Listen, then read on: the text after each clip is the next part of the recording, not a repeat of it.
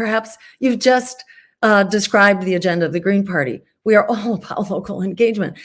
This is not known for people because it is suppressed, because it's not covered. But actually, we've had over 1,000. All I'm saying is people on the ground in the cities oftentimes are saying, I don't see, like, I'm in Philadelphia, and I talk to people all the time about Green Party politics, and people are always like, but where are you? I don't see you. I see this people, I see this person.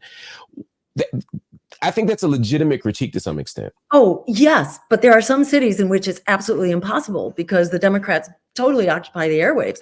And so where we successfully run for office, like we have a school committee member in Holyoke, Massachusetts now. We have a terrific school committee member. We have a chairman of the Board of Selectmen in Whately, Massachusetts. You know, it tends to be the out-of-the-way places where the Democratic Party does not have a stranglehold. We've run fabulous candidates in New York City.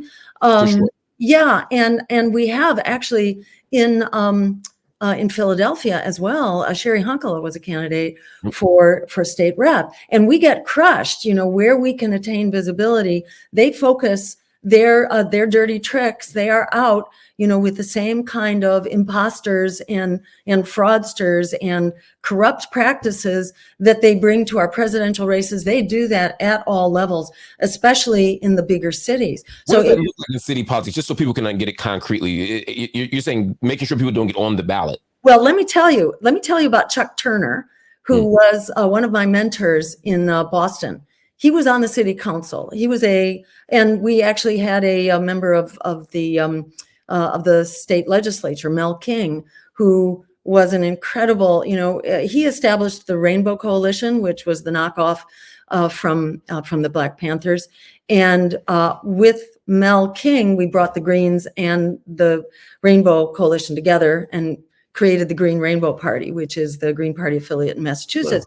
Wow. But Mel he ran for mayor, in fact, he came the closest of anyone in his era as a person of color to winning the mayoral race in Boston. And that totally freaked the living daylights out of the Democrats.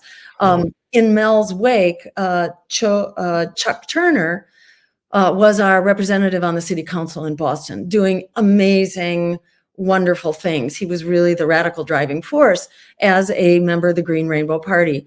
What they did to Chuck Turner was basically initiate an FBI sting and put him into jail for 3 years. Wow.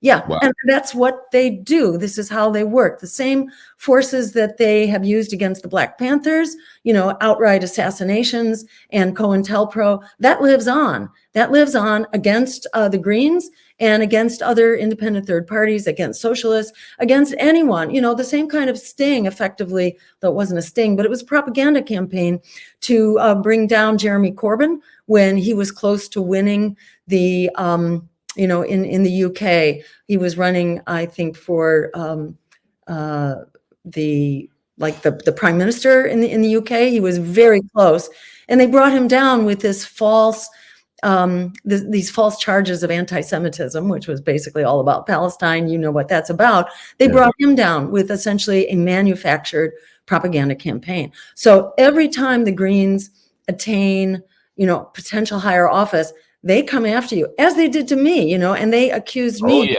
of being a Russian asset. And I was investigating for 3 years in the Senate Intelligence Committee. You're guilty until you prove yourself innocent when they start investigating you. So that's why we could not capture and harness the power of the 2016 election, which was a big infusion.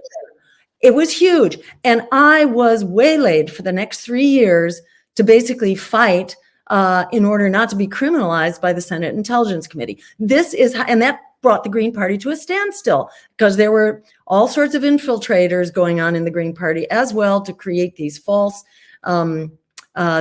factions that create infighting. This is how they work. What's different now is that we've been through the ringer here. We've been through the mill, and we're a little bit more, what shall we say? We're less naive, and we're a little more, we can operate with a whole lot more foresight and strategy about how to handle these challenges. But suffice it to say, it is a badge of honor. You know, on social media, I am shadow banned and I am classified. This was revealed by Matt Taibbi in his Twitter files analysis. I am classified along with WikiLeaks. We are that much feared. I'm classified along with WikiLeaks as, quote, is Russian. So we are, you know, we are really shadow banned, and I really encourage people to check our social media regularly so that you can help amplify it, because that's how that's so important.